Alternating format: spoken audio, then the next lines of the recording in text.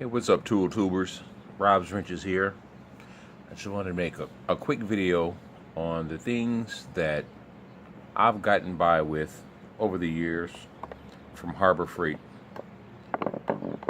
Now, starting out, I didn't have a lot of money to spend or anything like that, and I needed to get things done on a budget.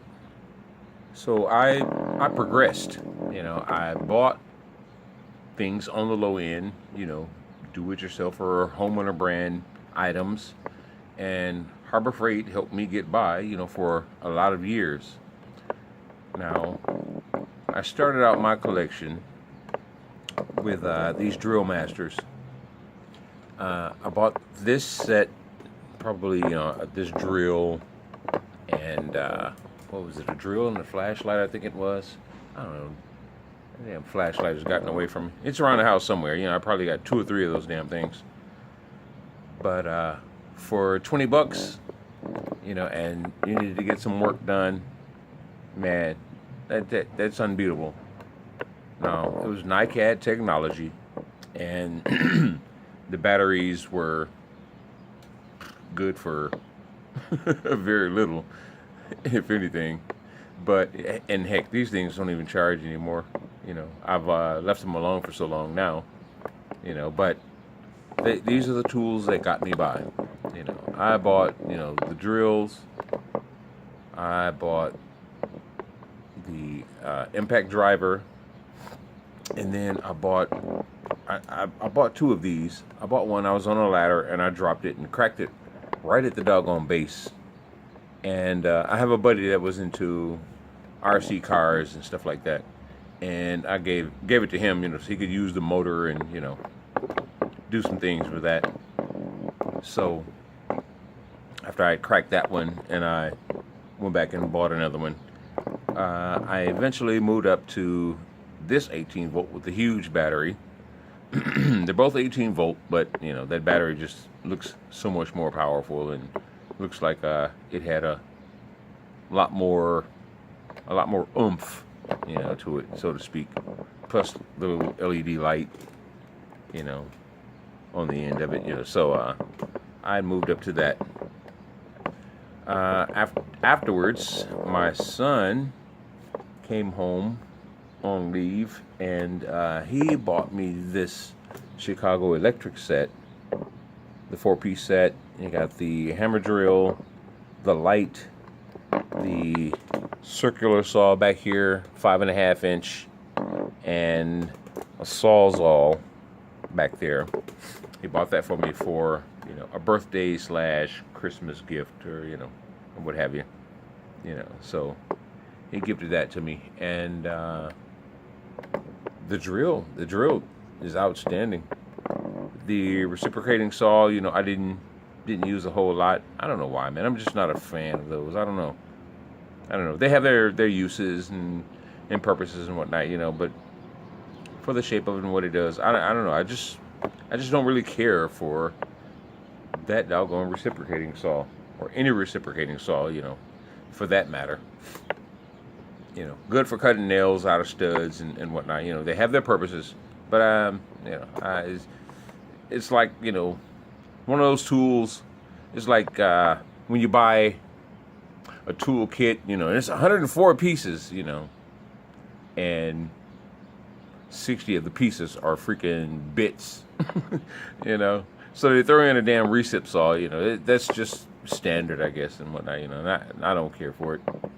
Afterwards, I bought this Makita set. This was a pawn shop buy, and it's NiCad also. But, I wanted to step up from the bottom of the line Harbor Freight Drill Master and Chicago Electric Tools, and I wanted to move into something more name brand. And those are brush models, and they worked at the pawn shop. I bought these 2 for like 60 bucks.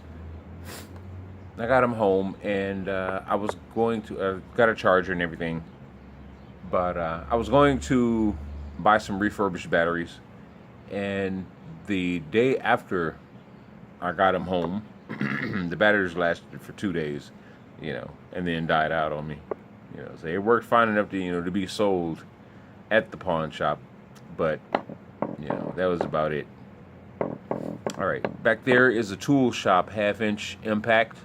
I was on my way to the junkyard, and I was going to swing by Harbor Freight and buy the Chicago Electric 1/2-inch impact NiCad, but I didn't want to sink any more money into NiCad batteries or that technology. Everything was moving to lithium ion at that point, but I just couldn't. I didn't have the discretionary income to spend on DeWalt or Milwaukee or Bosch or anything like that. I probably could have afforded Ryobi, but I don't know if they even had such an offering at the time.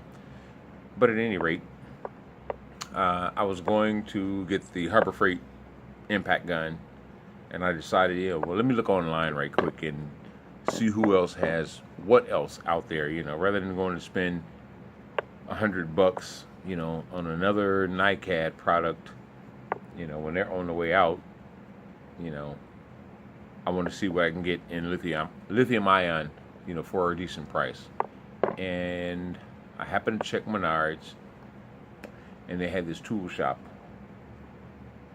1/2-inch impact lithium ion. It's like 1.5 amp hour battery on it, and it was, I think, $60. So I jumped on that, took it to the junkyard. I used it. A couple of other guys that were trying to get parts off and wheels off and stuff like that, and didn't have what they needed. I loaned it out to them, or either I pulled some parts for them, or loosened the fasteners for them and whatnot, so they could get them. So that was a success. I was shocked at the price, and shocked that that little thing had enough power, to hold me over and get the job done at the time.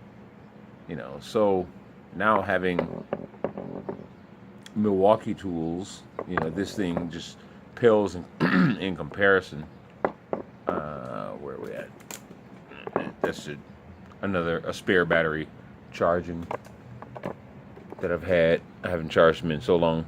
But at any rate, the tool shop got me by. Was happy to have it, and it was lithium ion, so I wasn't dependent on, NiCad batteries or anything like that anymore.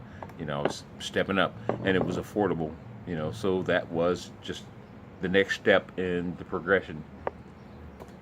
Well, at that point, I started scrimping and saving, and the first Milwaukee tool that I bought was a Craigslist purchase, and it was this hacksaw.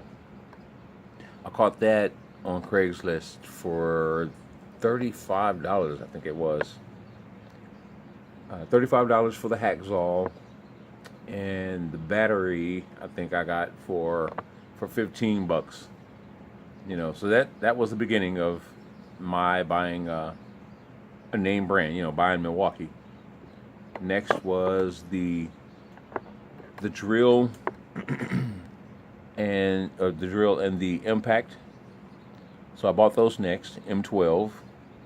I also bought those off of Craigslist, and I bought a couple of batteries from this guy. It was a guy that had a family member that worked at Milwaukee.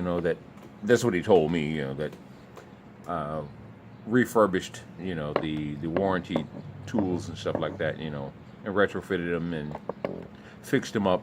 So he had, like a little inside.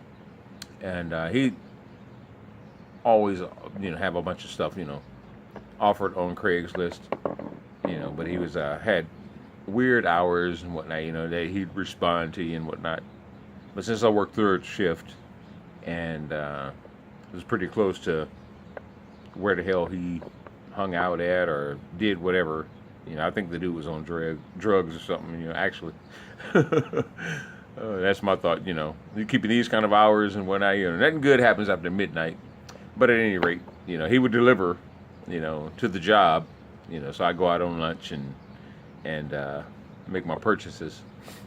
And then there's a few few times, you know, I'd get off work and go meet him somewhere. And next, I bought the 2763.